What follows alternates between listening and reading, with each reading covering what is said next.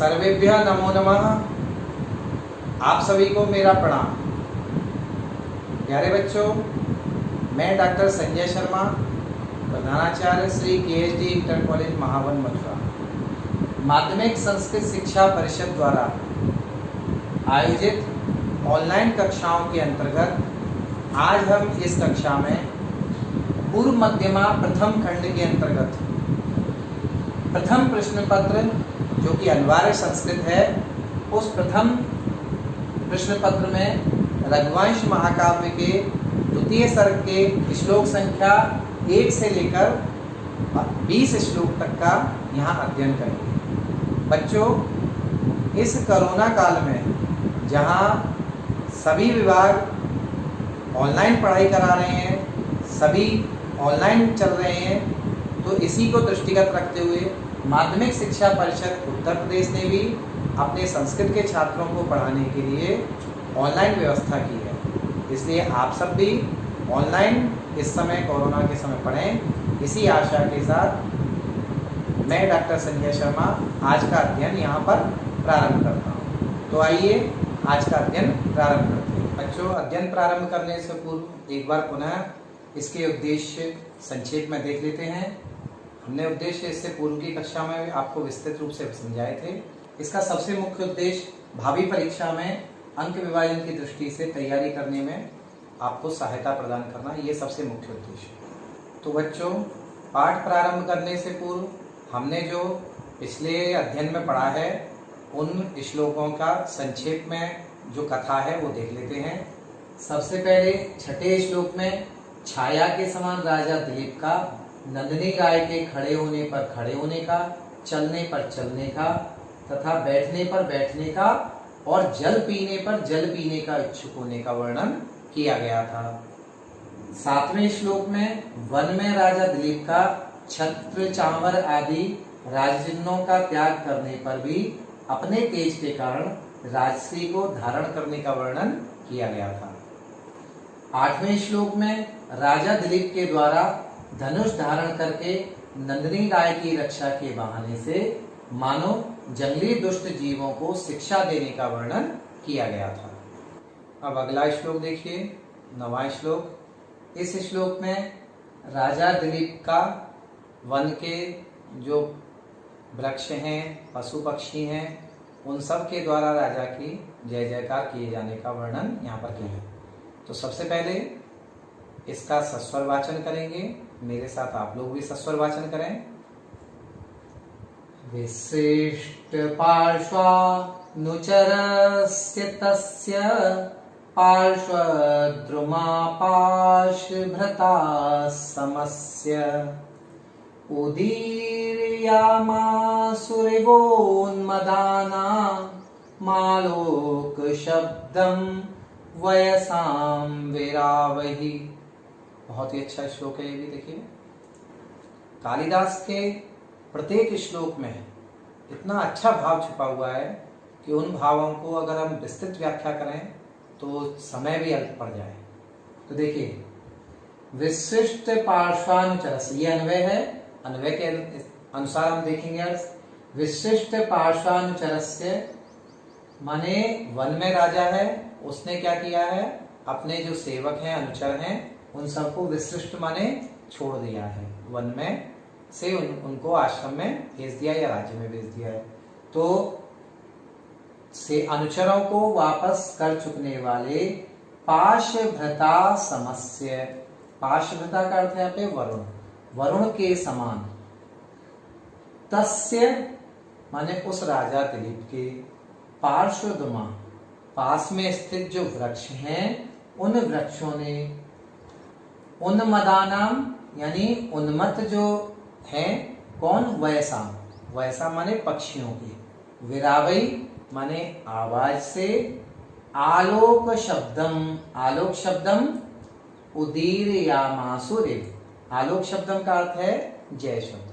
मानो उन्होंने क्या किया है, जय शब्द का उच्चारण किया है। माने पक्षी, यहाँ भाव समझिए कि वन में जो वृक्ष हैं, उन वृक्षों पर जो पक्षी बैठे हैं, उन वृक्षों ने उन्मत्त पक्षियों के द्वारा, जो पक्षियों की कलरव हो रहा है, उस कलरव के माध्यम से मानो यहाँ पे कवि ने क्या कल्पना की है, पक्षी जो कलरव कर रहे हैं वो कलरव ना करके राजा की जय जयकार कर रहे हैं। वो कलरव ध्वनि यहाँ पर राजा की जय जयकार में कवि ने इसको मान लिया। ये यहाँ पर कहने का भाव है।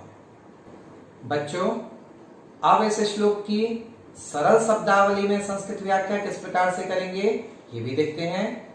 तो सरल शब्दावली में इसी बात को हम इस प्रकार से कहेंगे, वने भ्रमणं कुर्वन् दिलीपः पक्षिणां सुखावहं सुवदं शब्दं शुश्राव।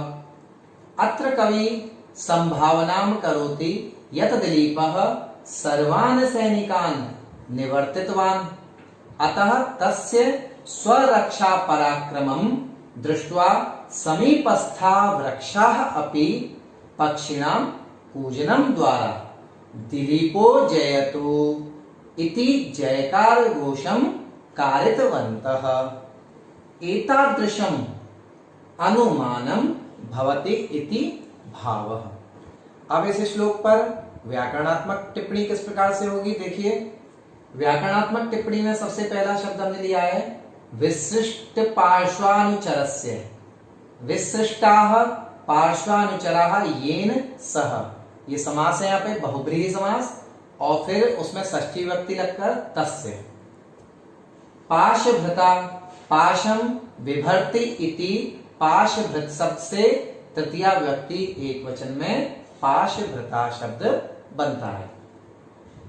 उन्मदानाम, उद्गतो मदो येषाम ते उन्मदा, बहुब्रीहि समास बनेगा यहाँ पे, और फिर उसमें षष्ठी विभक्ति बहुवचन में तेषाम उन्मदानाम ये शब्द बना। आलोक शब्दम, ये शब्द कैसे बनेगा, आलोकस्य शब्दः, सीधा सीधा षष्ठी तत्पुरुष समास है यहाँ पे, और फिर उसमें द्वितीय व्यक्ति एक वचन में आलोक शब्दम ये शब्द बनता है। उदीर्यमासु, उत उपसर्ग है यहाँ पे, इर धातु है, और ऋच चुरादी गण होते हैं, उन चुरादी गणों में से ऋच लेकर परोक्षे लिट और प्रथमा पुरुष बहुवचन में परस्मय पद में उदीर्यमासु शब्द बनता है। तस्य शब्द कैसे बनता है, ये तद सर्वनाम जो होता है जिसके रूप सहतौते इस तरह से चलते हैं जो आपने सुने भी होंगे, और उससे षष्ठी विभक्ति एक वचन में तस्य बनता है। अब इस श्लोक का काव्य सौंदर्य कैसे बनेगा ये देखिए। रीति वैदर्भी यहाँ पर, गुण माधुर्य यहाँ पर, छंद उपजाति, अलंकार यहाँ पर उत्प्रेक्षा है, क्योंकि यहाँ पर पक्षियों के कलरव पर चेतन पुरुषों के जयकार कार्य का आरोप किया गया है, अतः वाच्य क्रियोत्प्रेक्षा अलंकार यहाँ पर है। अब अगला एक 10वां नंबर का श्लोक देखते हैं। इस श्लोक में राजा दिलीप के वन में भ्रमण करते समय लताओं के द्वारा उस राजा दिलीप के ऊपर पुष्पों की वर्षा की गई है, इस चीज का वर्णन यहाँ पे किया गया है। तो सबसे पहले इसका सस्वर वाचन करेंगे, देखें। मरुत्प्रयुक्ताश्च मरुत्सखाभं तमर्च्यमारादभिवर्तमानम् अवाकिरन् बाललताः प्रसूनै राचारलाजैरिवपौर कन्याः। यहाँ पहले इसका भाव समझ लेते हैं। राजा दिलीप वन में नंदिनी गाय की सेवा करते हुए भ्रमण कर रहे हैं। तो भ्रमण करते समय जब वह वृक्षों के लताओं के समीप से निकलते हैं तो उस समय लताओं के द्वारा उन पर पुष्प गिराए जाते हैं, और उन पुष्पों के गिराए जाने की घटना को कवि ने यहाँ पर बहुत ही सुंदर उसका चित्रण किया है। उनकी तुलना कवि ने की उस प्रकार की है जिस प्रकार से जब राजा लोग नगर में प्रवेश करते हैं तो नगर की जो कन्याएं होती हैं वो कन्याएं उन पर आचार के लाजे यानी धान के जो लावे होते हैं, लाजे होते हैं, उन लाजों को मांगलिक रूप में उनके ऊपर बिखेरती हैं। तो ये यहाँ पर कहने का कवि का भाव है। तो अब इसका अर्थ देखेंगे हम। मरुत प्रयुक्ता यानी मरुत प्रयुक्ता का अर्थ है हवा के द्वारा हिलाए जाने पर। बाल लता, बाल लता माने छोटी छोटी जो लताएं हैं उन्होंने आरात आरात अभिवर्तमानम, आरात माने समीप में, अभिवर्तमानम माने विद्यमान, समीप में विद्यमान, मरुत सखावम, मरुत सखावम का अर्थ है यहाँ पे अग्नि के समान तेजस्वी, अग्नि के समान तेजस्वी यहाँ पर राजा के लिए प्रयुक्त हुआ है। तो अग्नि के समान तेजस्वी, अर्च्यम माने उस पूजनीय, तम पूजनीय यहाँ पर राजा है, तो अर्च्यम तम प्रसूनई माने पुष्पों के द्वारा, पौर कन्या नगर की जो कन्याएं हैं उन कन्याओं ने आचार लाजई इव, अवाकिरन, आचार के जो लाजे होते हैं, जो धान के लाजे होते हैं, लावे होते हैं, उनको अवाकिरन माने बिखेरा। ये कवि का यहाँ पर कहने का भाव है। बच्चों अब इस श्लोक की सरल शब्दावली में व्याख्या किस प्रकार से हम देंगे, ये देखिए। यदा राजा वने भ्रमण आसीत् तदा वायु प्रेरिताः बाललताः दिलीपस्य उपरि मांगलिकं पुष्पवर्षणम् अकुर्वन्, तेन इदं प्रतीतम् अभवत् यत् पूर्ववासीनां कन्यकाः राज्ञः उपरि आचारलाजै इव अक्षिपन्। अब इस श्लोक पर व्याकरणात्मक टिप्पणी इस प्रकार से बनेगी। मरुत प्रयुक्ता शब्द बनेगा, कैसे? मरुता प्रयुक्ता, तृतीया तत्पुरुष समास है यहाँ पे, और फिर उस तृतीया तत्पुरुष समास में प्रथमा व्यक्ति बहुवचन में मरुत प्रयुक्ता शब्द बना। मरुत सखावम शब्द कैसे बनेगा, देखिए। मरुत सखा एव आभातिति मरुत सखावह, फिर द्वितीय व्यक्ति एक वचन में मरुत सखावम, ये शब्द बना। अभिवर्तमानम, अभि उपसर्ग पूर्वक वृत्त धातु से लट लकार होने के पश्चात और फिर सानच प्रत्यय यहाँ पे लगने के बाद द्वितीय व्यक्ति एक वचन में अभिवर्तमानम, ये शब्द बनता है। आचार लाजई, आचारार्थम लाजाह, आचार लाजाह, चतुर्थी तत्पुरुष समास बनेगा, और तई उससे ये आचार लाजई शब्द बना। पौर कन्या, पौराणाम कन्या, षष्ठी तत्पुरुष सीधा सीधा समास है, और प्रथमा विभक्ति बहुवचन में पौर कन्या, ये शब्द बना। अवाकिरन, अव उपसर्ग यहाँ पे, और क्री धातु से लंग लकार प्रथम पुरुष बहुवचन में अवाकिरन बना। बच्चों अब इस श्लोक का काव्य सौंदर्य देखिए। रीति यहाँ पर आप वेदर भी लिखेंगे, गुण माधुर्य लिखेंगे, छंद यहाँ पर उपजाति लिखेंगे, और अलंकार यहाँ पर उपमा अलंकार का यहाँ पर प्रयोग किया गया है। अब इस 11वें श्लोक में हरिणियों के द्वारा राजा को देखने का वर्णन किया गया है। तो सबसे पहले इसका सस्वर वाचन करेंगे, देखिए। धनुर्भृतोऽप्यस्य दयार्द भाव माख्यातमन्तः कर्णैर्विशङ्कैर्विलोकयन्त्यो वपुरापुरक्षाम् प्रकाम विस्तार फलम हरिण्यः। देखिए, धनुर्भृतौ अपि, यानी राजा ने वन में नंदिनी गाय की सेवा के समय धनुष धारण किया हुआ है। तो धनुर्भृतो अप्य, धनुष धारण किए हुए भी, भाई धनुष धारण किया हुआ है तो किसी भी जानवर को राजा मार भी सकता है, लेकिन वह इस समय किसी भी पशु को, जानवर को मार नहीं रहा है। तो धनुर्भृतो अपि, धनुष धारण किए होने पर भी, अस्य माने इसके, विशंकई अंतःकरणई, निर्भीक अंतःकरण से, इस राजा के अंदर जो अंतःकरण है इसका, इस अंतःकरण से निर्भीकता जो प्रकट हो रही है, और दयार्द भावम, दयार्द भावम, और दया का जो भाव प्रकट हो रहा है वो आख्यातम, आख्यातम माने उसको कौन कह रहा है, इसका वपु, इसका जो शरीर है, जो राजा का शरीर है, वो इस बात को प्रमाणित कर रहा है। राजा का शरीर इस चीज को बतला रहा है कि दया और निर्भीकता अब सब लोग महसूस करें। तो ऐसे वपुः विलोकयन्त्युः, ऐसे राजा के इस शरीर को विलोकयन्त्यः माने देखती हुई हिरणियां जो हैं, हरिण्यः का अर्थ है हिरणियां, जो हिरणियां हैं उन हिरणियों ने अक्षणाम अपनी आंखों के, हिरणियों के विषय में कहा जाता है कि इनकी आंखें बड़ी बड़ी होती हैं, तो हिरणियों के अक्षणाम माने आंखों के प्रकाम विस्तार फलम आपुः माने हिरणियों ने अपने नैनों के बड़े होने का फल प्राप्त कर लिया है। ये यहाँ पर कहने का कवि का भाव है। अब इस श्लोक की सरल शब्दावली में संस्कृत व्याख्या किस प्रकार से बनेगी, देखिए। सरल शब्दावली में इसी बात को हम इस प्रकार से कहेंगे, यद्यपि राजा दिलीपः धनुर्धरः आसीत् तथापि तस्य अंतःकरणं दयाभावेन द्रवीभूतम् आसीत्, अतः वनस्य मृग्यः राज्ञः हृदयं स्वतुल्यम् इति मत्वा तम राजानं विशालैः नेत्रैः परिपूर्णतया अपश्यन्, फलतः तासां नयन विस्तारमपि सफलतां जगाम।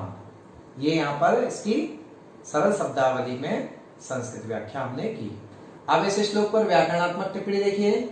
धनुर्भृतः, ये शब्द कैसे बनेगा, धनु विभर्ति धनुर्भृत शब्द से उपपद समास होकर और फिर षष्ठी विभक्ति में तस्य होने पर धनुर्भृतः शब्द बनता है।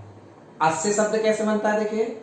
इदम शब्द होता है, उसका पुल्लिंग में षष्ठी विभक्ति एकवचन में अस्य शब्द बनता है। दयार्ध भावम, ये शब्द कैसे बनेगा, दया आर्ध भावो यस्य तत् दयार्द्र भावः, बहुब्रीहि समास होकर तम और दयार्ध भावम ये शब्द बना। विशंकैहि, ये शब्द विगतः शंका येभ्य तानि विशंकानि, बहुब्रीहि समास होने के बाद और तैहि विशंकैहि, ये इसका समास विग्रह इस प्रकार से हुआ। वपुः शब्द कैसे है, देखिए। वपुः शब्द होता है इसमें मूल शब्द, और उससे नपुंसकलिंग जो वपुः शब्द होता है उससे द्वितीय व्यक्ति एकवचन में वपुः शब्द यहाँ पर ये बना हुआ है।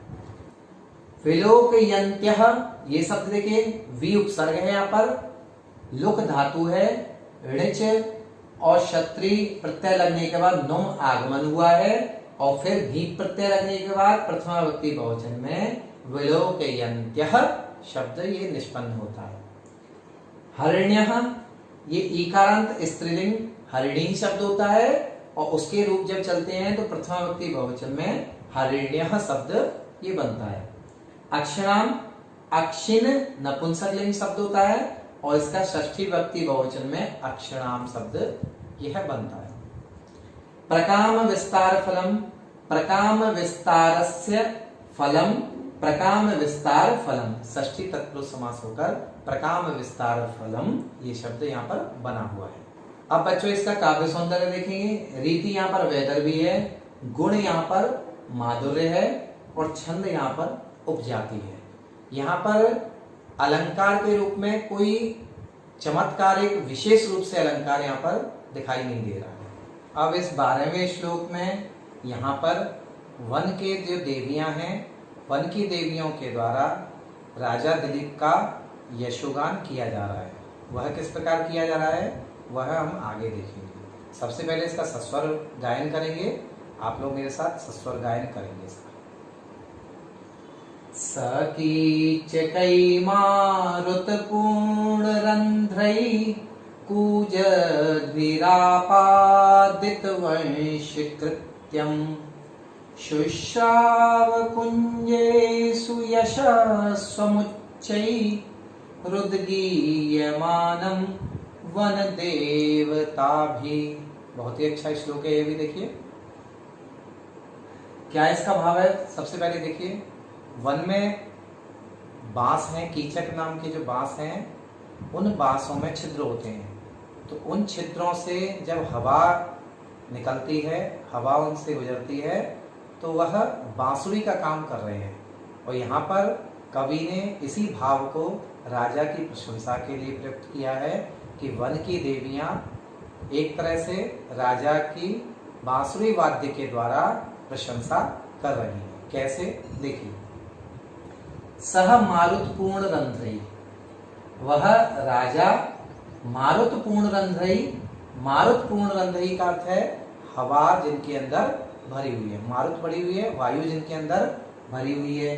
ऐसे कूजत भी माने आवाज करते हुए, कीचकई, कीचक नाम के जाति के जो बांस हैं उनके द्वारा आपादित वंश कृत्यम, संपादित किया गया है बांसुरी का काम जिनके द्वारा। ऐसे कुंजेसु, जो जंगल में कुंज हैं उन कुंजों में वन देवता भी, वन की जो देवियां हैं उन देवियों के द्वारा उच्चई, उच्चई माने तेज स्वर के द्वारा, स्वम माने अपने, उद्गीयमानम उच्चारित किए गए, उच्चारित या गाए जाते हुए, स्वम माने अपने, यशः शुश्राव अपने यश को उस राजा दिलीप ने सुना। ये कहने का यहाँ पे कवि का भाव है।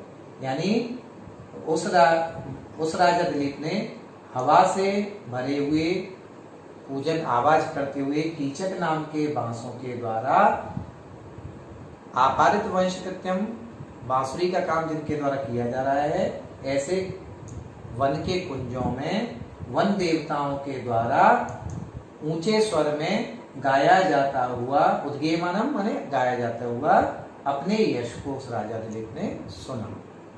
अब इस श्लोक की सरल शब्दावली में संस्कृत व्याख्या किस प्रकार से बनेगी, देखिए।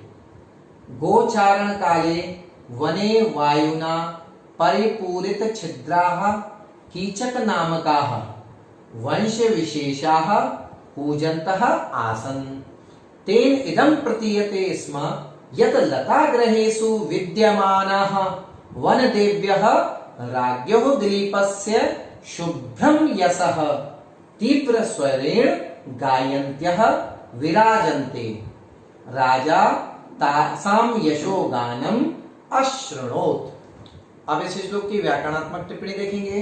व्याकरणात्मक टिप्पणी में मारुत पूर्ण रंध्रई, ये शब्द किस प्रकार से बना हुआ है, मारुतेन पूर्णानि रंध्राणि येषाम ते मारुत पूर्ण रंध्रा, बहुब्रीहि समास होने के पश्चात तैहि मारुत पूर्ण रंध्रई, ये शब्द यहाँ पर बना है।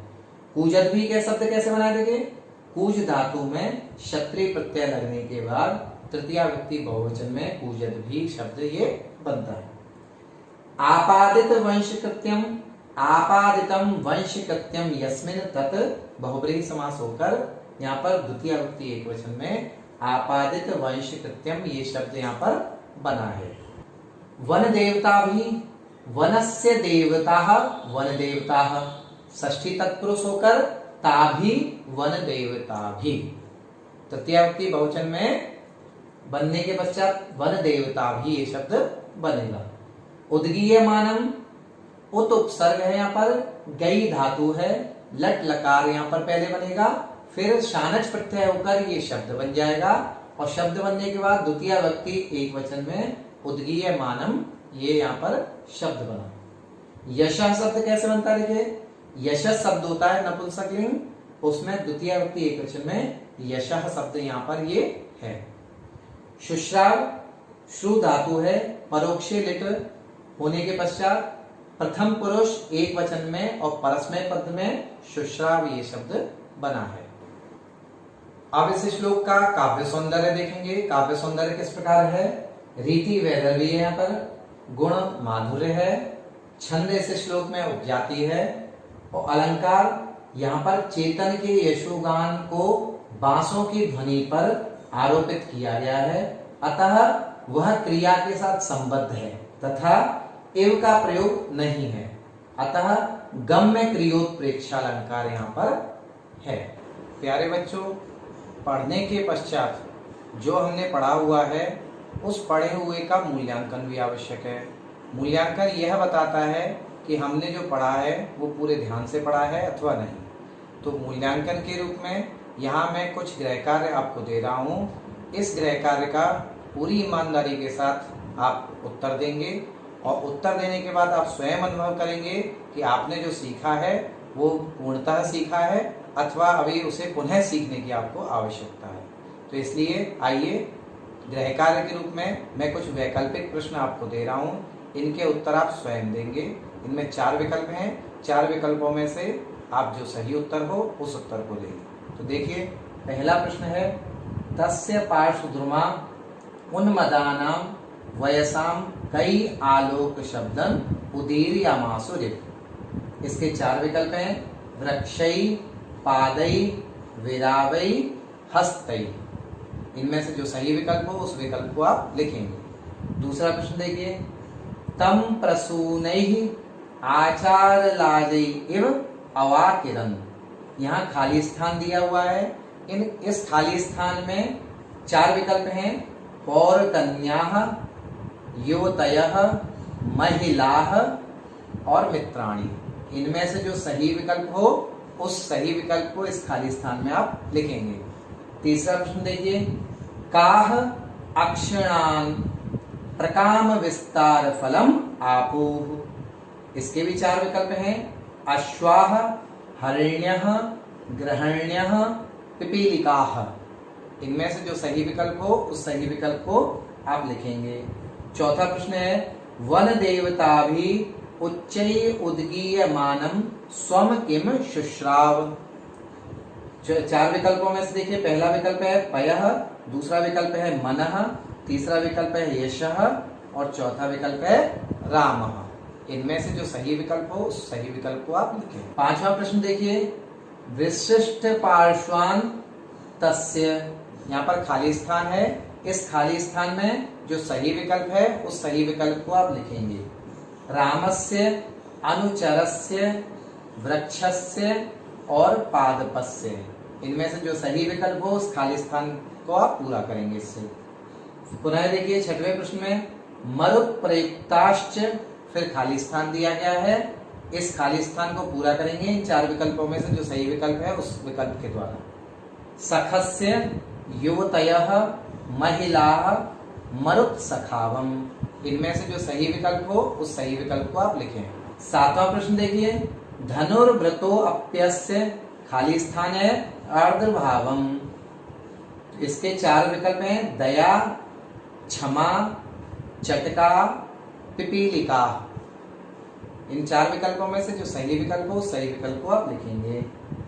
और 8वां प्रश्न देखिए, सह काभि उद्गीयमानम स्वम यशः शुश्राव। इसमें 4 विकल्प हैं, इन 4 विकल्पों में से जो सही विकल्प हो, बालिका भी, महिला भी, वन देवता भी और नायिका भी। इस प्रकार से बच्चों ये हमारा गृह कार्य हुआ।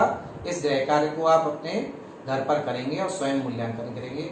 इसके साथ साथ बच्चों गृह कार्य के रूप में आप आगे के कम से कम 4 या 5 श्लोक स्वयं अध्ययन करेंगे और उन 4 या 5 श्लोकों का अध्ययन करने के बाद उनको समझने के बाद आप पुनः जब हमारी कक्षा होगी तो आप आएंगे तो आप स्वयं अनुभव करेंगे कि जो आप पढ़ेंगे वो आपको और अच्छी तरह समझ आ रहा है। साथ ही साथ जो हमने पढ़ाया है इन श्लोकों का बार बार पुनः अभ्यास करेंगे, क्योंकि अभ्यास करने से ही विद्या आएगी। बार बार जितनी बार आप अभ्यास करेंगे तो आपको वह श्लोक पूर्णतः समझ आ जाएगा। आपको आवश्यकता पड़े पुनः आप इसे देखें तो आपको पता चलेगा कि यह आपके लिए लाभप्रद है। साथ ही साथ आप जो हमने आज पढ़ाया है, जो हमने श्लोक आज पढ़े हैं, उन श्लोकों को बार बार अभ्यास करें तो आपको स्वयं ही अनुभव होगा कि आपने जो पढ़ा है वो आपको लाभ देगा। तो इस प्रकार से बच्चों हमारा ये अध्ययन यहीं समाप्त होता है।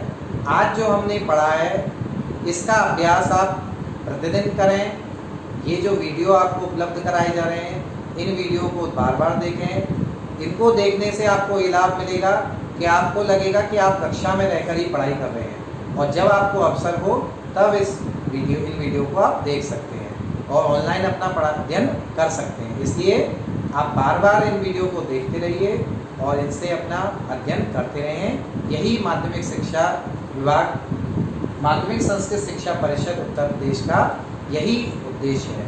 इसी उद्देश्य के साथ मैं आप सबसे विदा लेता हूँ। आगामी अध्ययन आने तक सभी को पुनः प्रणाम।